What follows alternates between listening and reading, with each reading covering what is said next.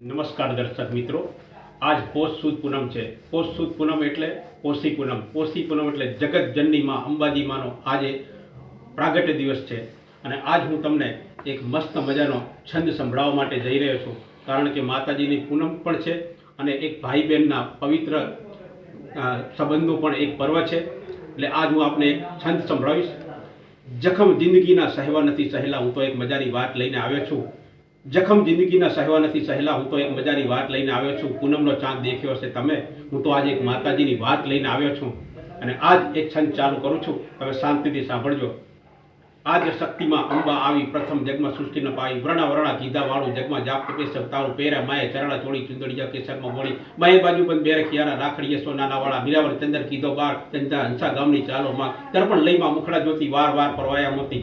જરકસીમાં કેડે બાંધ્યા, છૂટા મેલ્યા કેસ. ખડક લીધુંમાં હાથમાં ને કહીએ બાળે વેશ. તુમરો માણી તુમરો રાણી, તુમ દેવાદી દેવા. સકલ વિશ્વમાં વાપી રહ્યામાં કરું તમારી સેવા. જય જય મારી અંબા સતીમાં, ભૂખ્યાનું મુખ જ્યોતિ નથી રે. જય જય બહુચર બળધારી. જય જય રે પાવા ગઢવાળી, મહાકાળીમાં કરજોડી કહું તમારો દાસ.